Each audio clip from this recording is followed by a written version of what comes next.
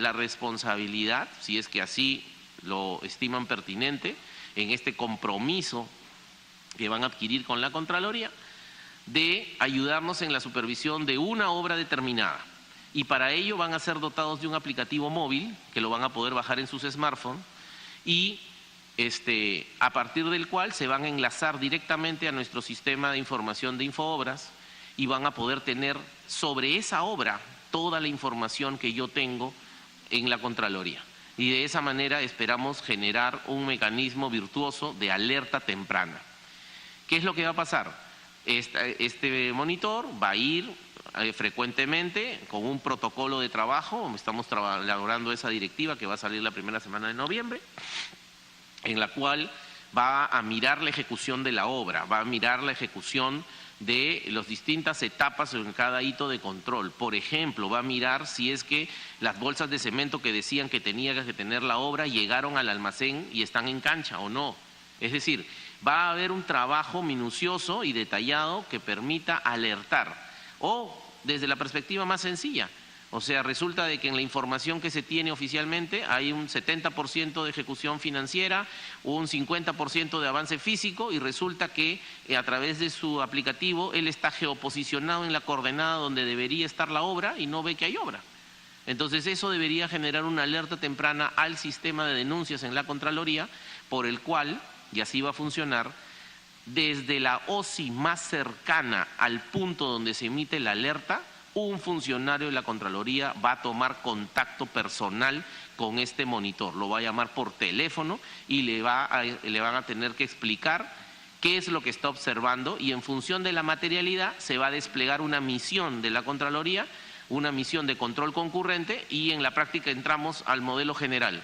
Es decir, va a haber una misión, van a ir a ver la obra, en 7 días van a evacuar el informe con los riesgos respectivos para que las distintas entidades públicas, estoy pensando en la Fiscalía, en el Poder Judicial, en la Defensoría, en la Procuraduría, en la OCE y en el resto de entidades del sector no público que nos ayudan en la lucha contra la corrupción, para poder alertar y que cada uno, de acuerdo a sus facultades y competencias, opere según corresponda. Y finalmente es el cuarto componente, el de vigilancia ciudadana, en el cual es la forma espontánea de ejercer un control social por parte de la correcta ejecución de obras públicas a través de los aplicativos y el portal de transparencia que para tal efecto está armando la Contraloría. La siguiente. Y finalmente, como les decía, tenemos la idea de 2 veces al año, sobre la base de una muestra estadísticamente representativa para poder sacar conclusiones a nivel general y nacional del proceso de reconstrucción, vamos a hacer un despliegue operativo en las cuales vamos a mirar la calidad de la ejecución de las obras, las actividades, qué está pasando con el supervisor de obra y su trabajo, el equipamiento de infraestructura pública, qué está pasando con el manejo de los inventarios y los almacenes, entre otros, con el propósito de identificar riesgos, deficiencias y darle al Congreso de la República y a la ciudadanía una foto desde la perspectiva del control, cómo está llevándose el desempeño del proceso de reconstrucción. Esa foto va a estar disponible con cierre de datos al 30 de septiembre y al 30 de marzo. Y para eso vamos a desplegar un operativo que va a incluir la muestra de más de 1000 intervenciones y con el apoyo de todos los funcionarios de la Contraloría que van a estar involucrados en este proceso y de los veedores o monitores ciudadanos, estimamos que esto se pueda hacer realidad. La siguiente. Para eso necesitamos, como había mencionado, un total de 210 millones de soles aproximadamente en el periodo de ahora hasta el año 2020. Sin embargo, quiero manifestarles, que en el marco de las coordinaciones que hemos venido sosteniendo con el Ministerio de Economía y Finanzas y con la Autoridad de la Reconstrucción con Cambios, y justo el día de hoy tengo una reunión en la tarde con el doctor Pablo de la Flor. Según lo acordado con la ministra de Economía y Finanzas, la idea es que estos 10 millones, 210 millones, empezando por los 12 este año y los 66 millones el próximo año, sean canalizados a través del propio fondo, bajo el mismo mecanismo con el cual operan o van a operar los 25.600 y pico de millones de soles que contempla la reconstrucción con cambios. Eso significa en la vida práctica que esto no requiere ya de que sea una demanda adicional presupuestaria en el proyecto de ley de presupuesto que esta comisión está mirando, está analizando, discutiendo y en su momento, si lo tiene a bien, aprobará. Sino que esto va a ser tramitado y la Contraloría va a ser en la práctica como un ejecutor más del plan de reconstrucción. Y es por eso de que les decía al principio de mi presentación, esto que era nuestra principal demanda adicional ya no lo es. Y es por eso de que les mencionaba de que la única demanda adicional que estamos requiriendo está relacionado al tema del pago de estas deudas previsionales, de esta deuda social de más de 165 millones de soles. Y todo lo que hemos mencionado lo vamos a hacer con cargo a estos recursos y a nuestro propio presupuesto a partir de las reingenierías que estamos diseñando y que se van a concretar en la medida que contemos con el apoyo de este Congreso al momento de que se apruebe la ley de reestructuración de la Contraloría, cuyo proyecto va a ser presentado de acuerdo, como les decía, a las reuniones que tuvimos con el presidente del Congreso y de los señores voceros parlamentarios, cuando nos presentemos la próxima semana en la Comisión de Fiscalización. Lo que sí pediría a esta comisión es su apoyo en el tema de la flexibilización y en el tema de la transferencia de partidas para poder migrar las OSIs al presupuesto de la Contraloría. La siguiente. Un tema importante ahí, y con esto acabo con relación al tema del control concurrente, es que ya venimos ejecutando los recursos con cargo a nuestro presupuesto para dar cuenta del proceso de reconstrucción, ¿no? Actualmente ya se vienen ejecutando 26 servicios de control simultáneo en más de 35 intervenciones que ya se están desplegando.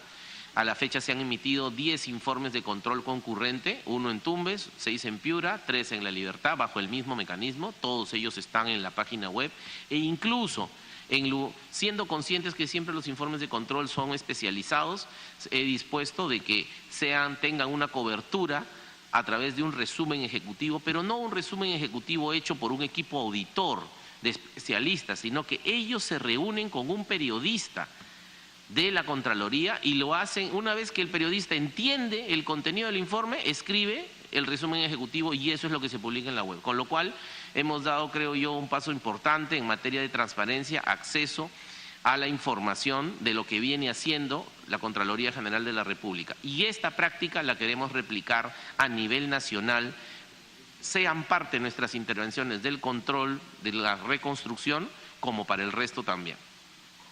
Otro elemento fundamental. ¿Me permite unos minutos, por favor?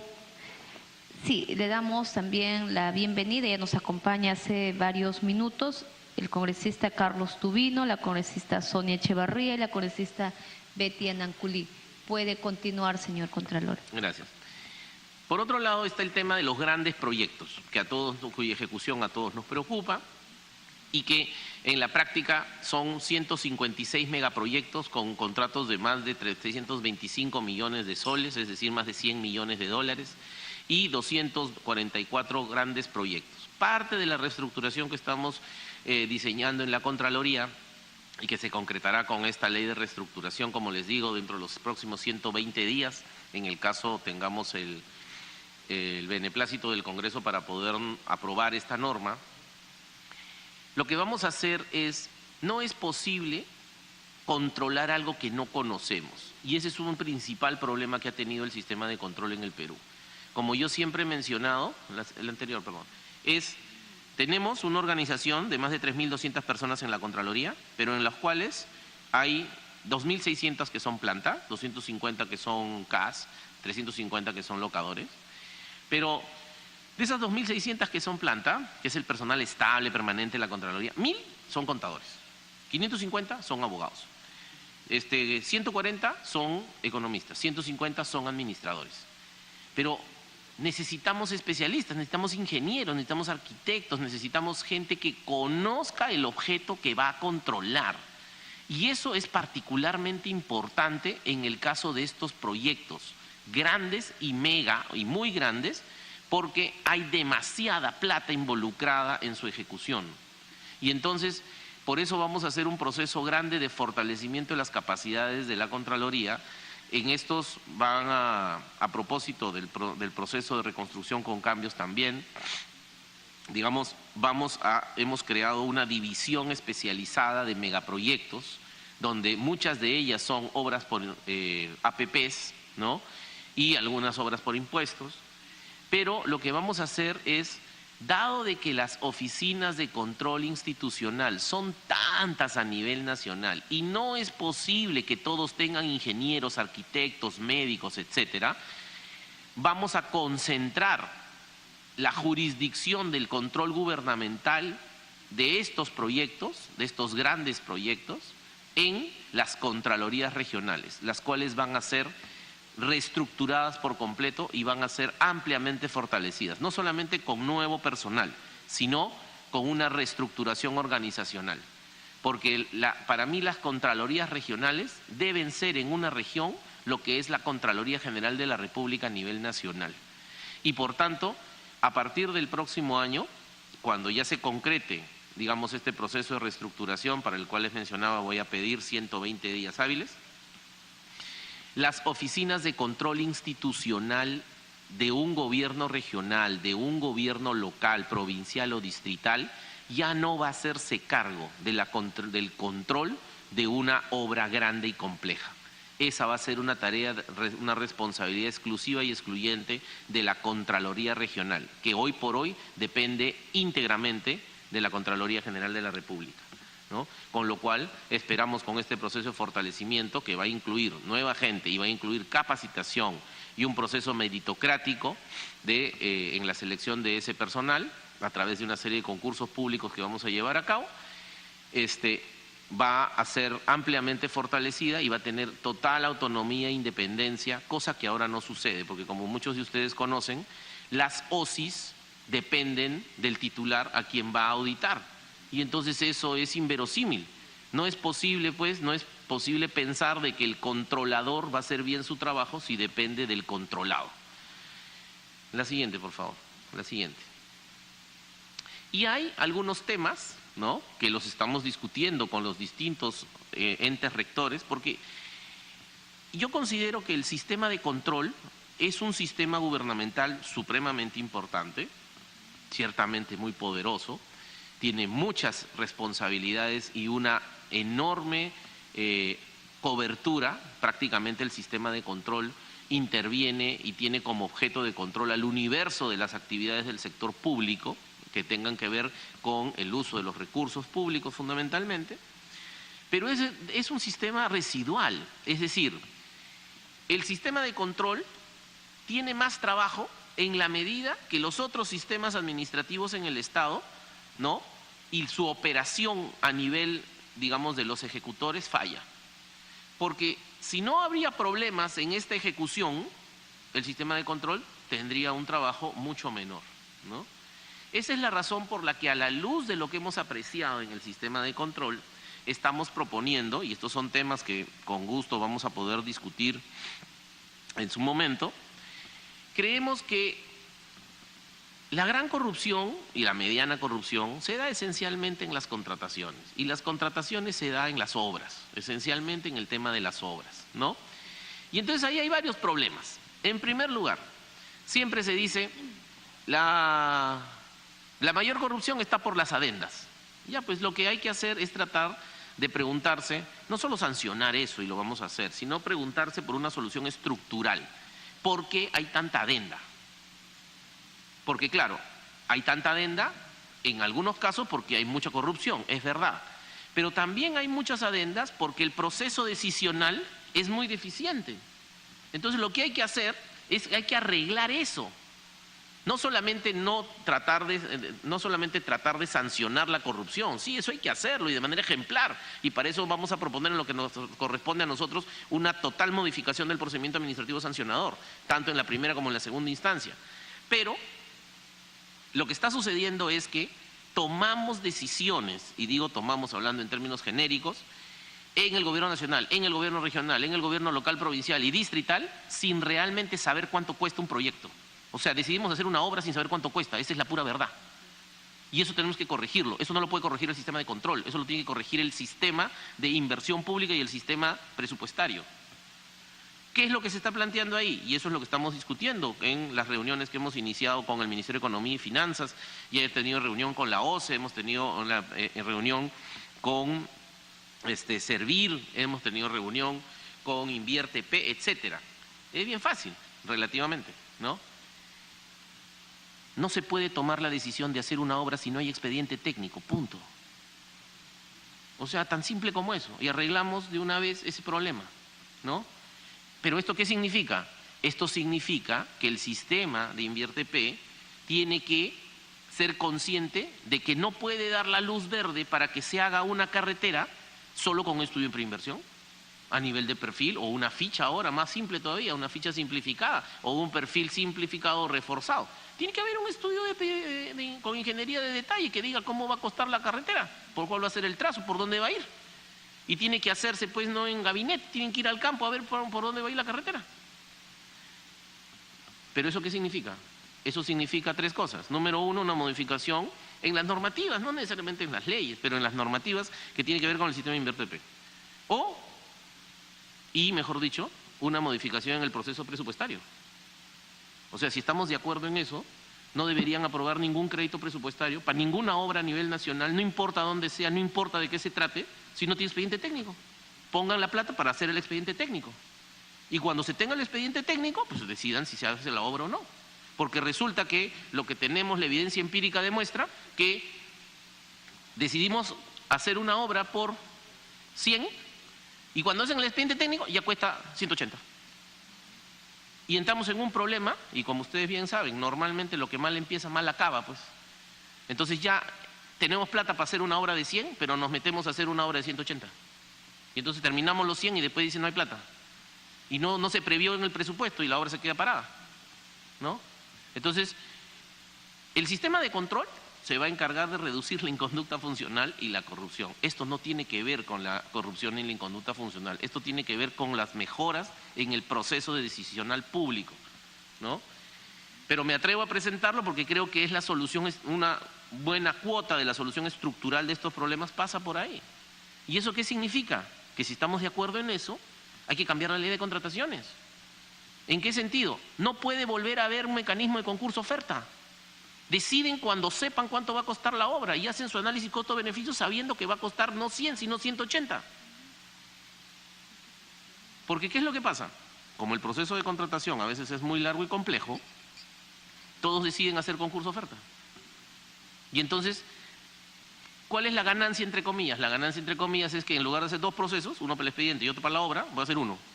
Entonces, teóricamente voy a ahorrarme 9 meses, 8 meses que dura el proceso. Ya, pero eso no es la verdad. En la vida real así no es. Ya ustedes lo saben. Ustedes viajan más que yo y conocen sus zonas mejor que yo. Lo que pasa en la vida real es que, como el estudio de preinversión es de muy baja calidad, el expediente técnico termina siendo otra cosa. Y entonces se amarran con una enorme asimetría de información a que ese contratista que está haciendo el expediente técnico ya es dueño de la obra, ¿no? Es más, no tiene gran incentivo para hacer un expediente técnico costo efectivo, porque cualquier ineficiencia de ese expediente técnico lo va a traducir al precio y luego ustedes lo van a pagar. Entonces lo que hay que hacer ahí es esta idea de asignar recursos solo a proyectos de inversión con expediente técnico, creo que es algo que deben discutir, ¿no? Otro elemento que, digamos, aprecio en este tema de ejecución de las obras, ¿no? ¿Qué pasa con el funcionario público ahí sí deshonesto, corrupto? O sea, es un funcionario que no es cualquier funcionario, es un funcionario que sabe, precisamente porque sabe, roba sistemáticamente, pues, ¿no?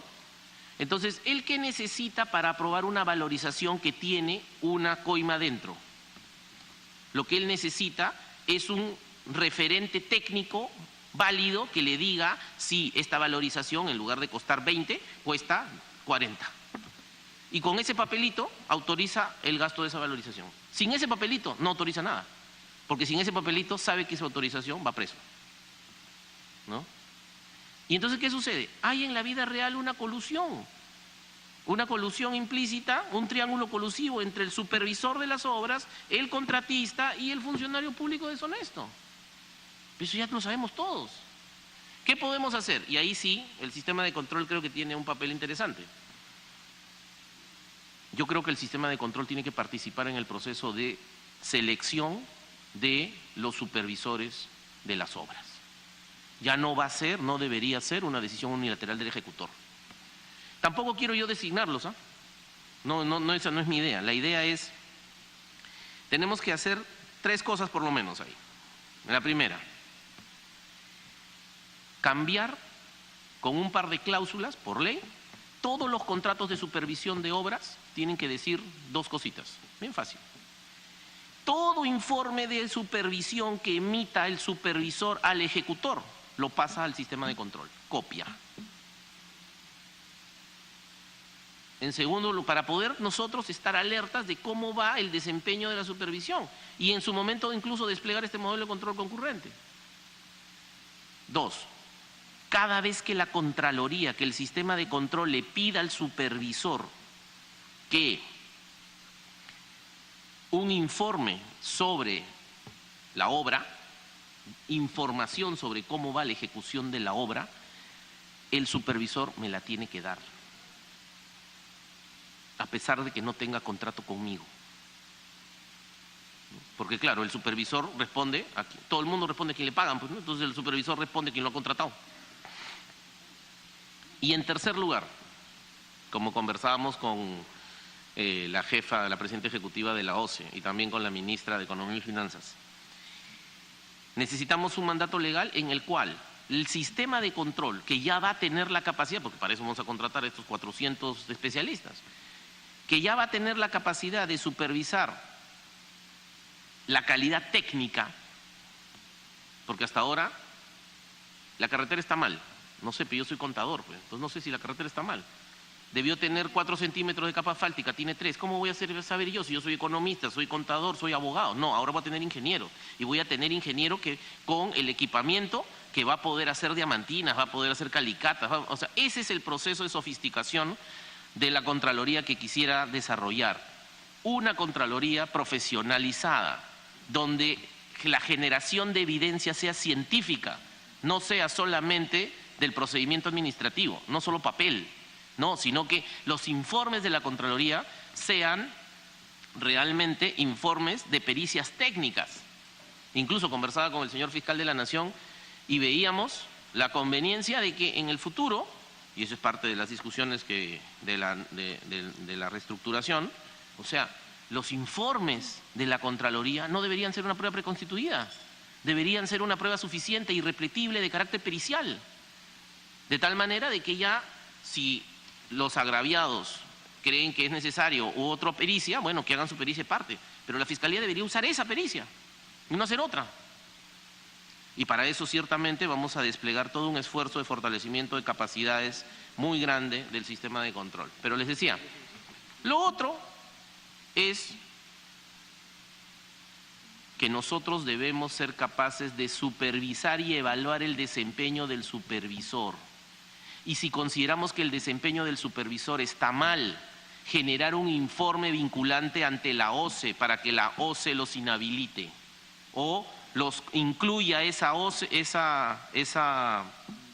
informe en el Registro Nacional de Supervisores, para que todo el mundo sepa que ese supervisor no hace bien su trabajo, punto. Incluso se estaba pensando, aunque eso ya es más complicado, que en el procedimiento mismo de selección del supervisor, luego, antes de la adjudicación de la buena pro, implementar un mecanismo de control concurrente, pero en este caso sí un control previo, digamos vinculante, de tal manera de garantizar de que escojan un buen supervisor. Pero bueno, otro elemento ahí, y con esto cierro este tema, ¿no? Otro elemento ahí es, yo no sé, y siempre me he preguntado, tan inútiles somos en el Estado, ¿por qué perdemos sistemáticamente 8 de cada 10 arbitrajes? ¿No? Y es que he llegado a la conclusión de que el proceso arbitral y su aplicación en el Estado no es transparente y hay que hacerlo transparente. O sea, no puede ser de que no sepamos cuál es el laudo. No es posible que en el sector público, que maneja recursos públicos de todos los peruanos, no podamos saber todos, o sea, cuáles son las distintas actuaciones en el procedimiento arbitral. O por qué han escogido a este árbitro y no a otro. ¿Y cuánto le van a pagar a ese árbitro? Todo eso tiene que ser transparente. ¿Por qué no? Que no sea transparente en el procedimiento privado, de donde nace el procedimiento arbitral y se adopte en el Estado, me queda claro, porque en el procedimiento privado yo soy una parte, designo a mi árbitro, tú designas a otro árbitro, tú le pagas, yo le pago y entre los dos designamos uno tercero y punto. Pero esto no es así, esto es el Estado, ¿no?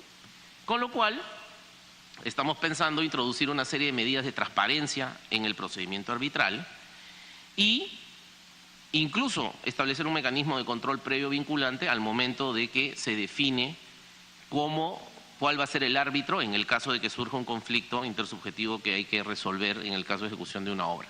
Ahora, ciertamente, esto es para las obras grandes y muy grandes, en las cuales vale la pena introducir este mecanismo, al menos al principio de manera progresiva. La siguiente. Ya para ir